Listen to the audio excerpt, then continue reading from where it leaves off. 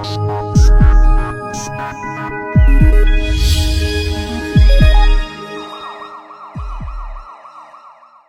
Doctor Nandita Nazma, অধ্যাপক এবং বিভাগীয় প্রধান, শিশু বিভাগ, ইন্টারন্যাশনাল মেডিকেল কলেজ। খুবই বেশি আসে আমাদের কাছে, বাচ্চার মারা খুবই ওয়ারিড থাকে, চিন্তিত থাকে যে আমার বাচ্চা কেন বাড়ছে না, আমার বাচ্চা কিছু খায় না। এখন আসলে ব্যাপারটা হলো যে বাচ্চা কোন এটা একেবারে ছোটোবেলার থেকে বলে, একেবারে জন্মের পর থেকে বুকের দুধ যখন খাওয়ায় তখন থেকেই বলা শুরু করে। তো অনেকটা বলা যায় বাচ্চাদের মাদের সন্তুষ্টিটা একটু কম।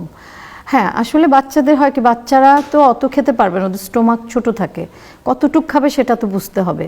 হ্যাঁ, বাচ্চার যতটুক যে বয়সের জন্য যেটা খাওয়ার প্রয়োজন সেটা আমাদের দেখতে হবে। যেমন যে বাচ্চা একদম 6 মাসের পর্যন্ত যে বাচ্চা শুধু বুকের দুধ খাবে, সেটা বাচ্চা যদি পেশাব ঠিক মতো করে, 6 বারের বেশি করে, এবং যদি ওজন নেওয়া যায়, দেখা যায় যে হ্যাঁ যে পরিমাণ ওজন বাড়ার কথা সেটা হচ্ছে, এবং বাচ্চা মোটামুটি হাসি খুশি থাকে, সেক্ষেত্রে বাচ্চার তো আর তেমন দরকার নেই, শিশু বুকের দুধ খেলেই যথেষ্ট।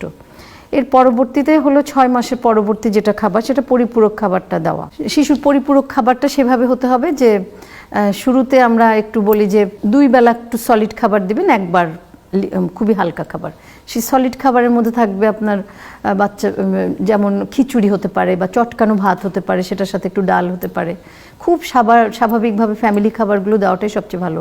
ধীরে ধীরে আমরা বলি যে একটু ডিম খাওয়াতে হবে, মাছ ভাজিটা বাচ্চাদের জন্য খুবই ভালো, নরম আঁশগুলো থাকে, এগুলো আমরা খেতে বলি। বাচ্চা যদি ওজন স্বাভাবিক খেলাধুলো করে, সব কিছু বৃদ্ধি যদি ঠিক থাকে, সেক্ষেত্রে ওজন বৃদ্ধিটা খুব বেশি জরুরি নয়।